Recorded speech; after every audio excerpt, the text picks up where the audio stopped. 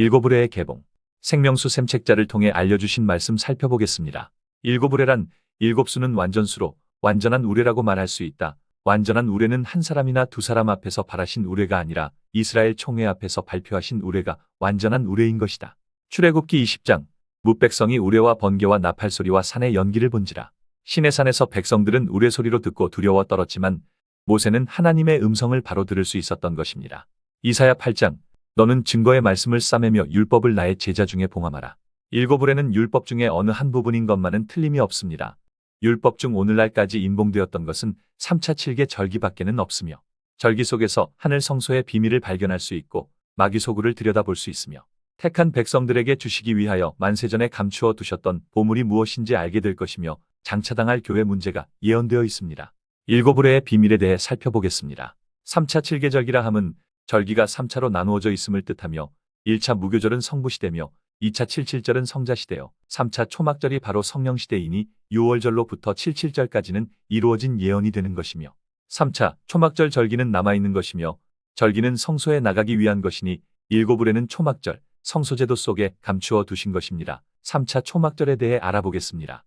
1834년부터 1844년 10년 동안 윌리엄 밀러가 미국과 유럽에서 예수재림 운동으로 수만 명의 사람이 회개의 역사가 일어나므로 성력 10월 22일 대속죄일에 예수님께서 하늘 지성소에 들어가셔서 일부 성령을 내려주심으로 진리의 비가 조금씩 내리기 시작하였지만 완전한 진리에 비친 일곱 의뢰의 개봉은 택한 백성들에게만 주시기 위한 선물이기에 감추어 두시고 마지막 때까지 이르게 된 것입니다. 그럼 일곱 의뢰의 비밀이 어떻게 개봉이 되게 되는지 살펴보겠습니다.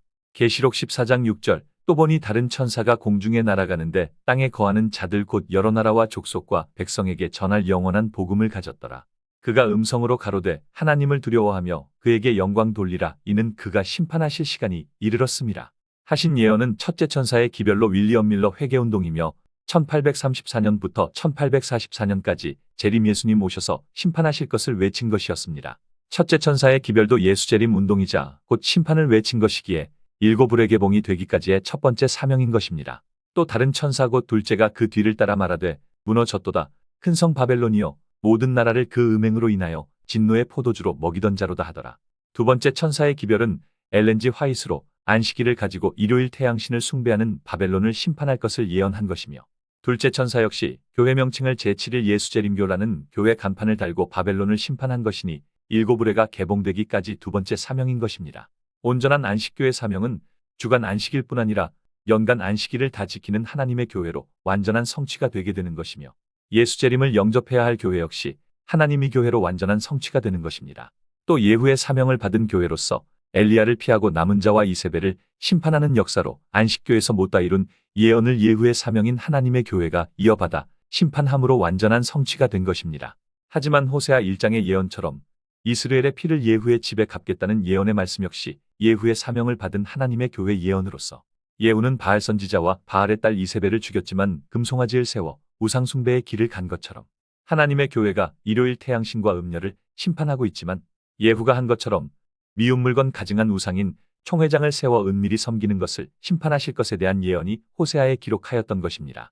또한 세상과 짝해 영적 음행으로 바닷가 모래와 같이 수많은 자녀들을 낳게 되어 버림받게 될 것이지만 한 두목인 다윗 재림 예수님을 만남으로 재림 예수님을 영접한 사람은 하나님의 백성으로 다시 인정받게 될 것까지도 호세아를 통해 예언으로 알려주셨던 것입니다.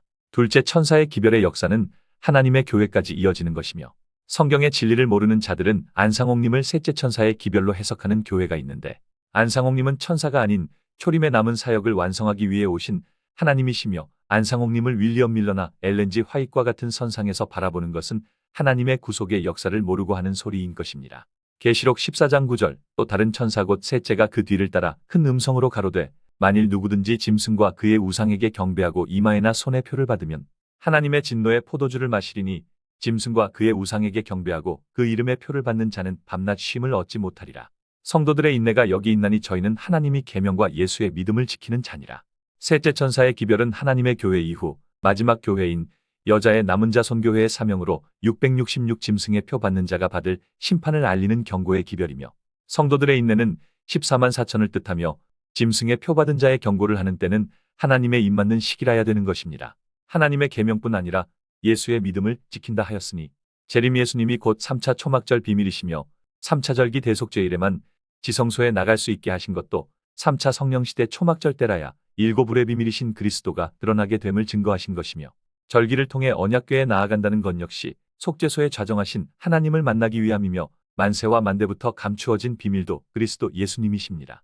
그럼 두 가지 중요한 문제를 살펴보도록 하겠습니다. 3차 절기인 대속죄일부터 초막절 절기는 언제부터 시작이 되며 또 어떻게 완전한 성취로 이루어지는지입니다. 대속죄일 성소정결케 되는 예언. 일곱째 천사가 소리내는 날 그 나팔을 불게 될 때에 하나님의 비밀이 그종 선지자들에게 전하신 복음과 같이 이루리라 하시었다. 일곱째 천사가 바라는 예언의 시기는 그림자인 윌리엄 밀러를 통해 보여주고 계셨으니 계시록 10장 작은 책을 들고 오른발은 바다를 밟고 왼발은 땅을 밟고 큰 소리로 외치니 때에 일곱 우레가 바라더라. 11절에 저가 내게 말하기를 내가 많은 백성과 임금에게 다시 예언하여야 하리라 하더라. 계시록 10장 예언은 윌리엄 밀러는 예언으로 보이셨고 예언 성취는 다시 예언할 것이라는 말씀을 통해 마지막에 이루어지게 되는 것입니다. 바다는 구라파 열나라와 땅은 신대륙 미국을 중심으로 유럽까지 회개가 일어남으로 이루신 예언이며 작은 책이라 함은 일부 예언인 다니엘서와 2300주야 예언을 깨닫고 외칠 것을 뜻하는 것이며 457년 예루살렘 중건부터 2300년 끝이 1844년에 성소정결케 됨을 예수재림으로 해석하고 외친 회개운동입니다. 그 결과 1844년 대속죄일에 안식일 진리가 등장하게 된 것입니다. 하지만 완전한 예언이라면 큰 소리로 외칠 때 일곱 우레가 개봉이 되었어야 하지만 지금까지 감추어져 있었으니 윌리엄 밀러의 회개운동으로 대속죄일 성소정결케 된 것은 예언으로 보이신 것이며 예언 성취는 마지막에 이루어지게 되는 것입니다. 실제 2300주야의 예언과 예언 성취를 살펴보겠습니다. 457년 예루살렘 준공 역사는 2000년 임해동 예루살렘 준공이 실체이며 2300년은 라오디게아 책자를 통해 주신 연수해석에서 1년이 100년으로 성취된다 하셨으니 2300년이 23년으로 성취되어 2023년으로 이루어졌으며 성소정결케 된 날의 예언은 출애굽기 40장과 역대하 29장에 성력 1월 1일에 언약궤를 드리고 우상으로 더럽혀진 성전을 8일 동안 정결케 하였던 것이며 2023년 성력 1월 1일에 언약궤 실체 되신 재림예수 박광수님이 성력 1월 1일에 지성소 하늘어머니 계신 정기총회에 참석하심으로 예언을 이루셨던 것이었습니다. 2023년 정기총회를 유례 없이 열흘 동안 하신 것 역시 예언을 이루시기 위함이었습니다. 이로 인해 2023년 성력 1월 1일에 일곱우레가 개봉이 되었으며 창세부터 감추어 두신 비밀 일곱우레 또 다른 뜻은 완전한 음성이며 완전한 음성은 곧 말씀이여 빛이시니 재림 예수님의 모든 진리가 드러나게 된 것입니다. 왜 재림 예수님이 만세와 만대부터 감추인 비밀인가 하는 문제는 하나님 구속의 역사를 보면 알 수가 있습니다. 첫째 천사부터 셋째 천사까지 모두가 예수 재림을 증거하기 위한 사명이었으며 2000년 전 침례 요한이 엘리야로 와서 초림 예수님의 길을 예비했음에도 그리스도 예수님도 3년 반 동안 복음하시고 승천하심으로 보이신 것 역시 엘리야의 사명이 계심을 보이셨는데 엘리야 징표를 보이신 이유의 뜻은 내 뒤에 나올 그리스도가 계심을 알리기 위한 뜻이 바로 엘리야의 사명인 것입니다.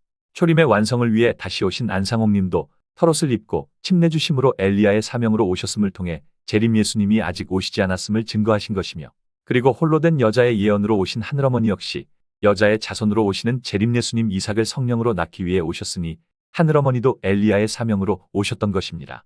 그리고 마지막 14만 4천 자녀들도 안상홍님께서는 엘리야의 사명을 받은 자녀들이라고 증거하셨으며 마지막 초막절 예언이 예수 재림 운동으로 끝마쳐지게 될 것이라고 말씀 주셨습니다. 일곱 우레의 비밀 대신 재림 예수님이 오시기까지 모두가 재림 예수님을 증거하는 엘리야의 사명으로 이어지게 하신 하나님의 구속의 비밀인 것이며 재림 직전 마지막 엘리야를 통해서 율법은 요한의 때까지요 그 후로는 침노한다 라고 하신 말씀이 완전히 성취되어 율법의 행위로서가 아닌 오직 택함으로 되는 것이며 침노의 의미 또한 장자가 아님에도 출생전의 택함으로 인해 원래 장자는 쫓겨나고 야곱과 12지파 14만 4천이 침노하는 것으로 성취되는 것입니다. 일곱 울의 비밀이자 만세부터 감추인 비밀 대신 그리스도 박광수님을 영접할 수 있도록 택해 주심에 감사드립니다. 6000년 긴 시간 하루도 쉼없이 자녀 구원 위에 희생하신 하늘 아버지, 하늘어머니, 하나님의 모든 구속의 비밀을 깨닫고야 하늘 부모님 사랑을 만분지 일 정도라도 깨닫습니다. 하나님 사랑을 다 기록한다면 이 땅에 두기도 부족하다 하신 말씀의 뜻도 이제야 조금 알 듯합니다. 하늘아버지, 어머니 감사드립니다. 하루속히 선악을 분별하는 장성한 믿음의 자녀들이 나와서 하나님의 온전한 사랑을 깨닫는 그날이 속히 오길 기도합니다.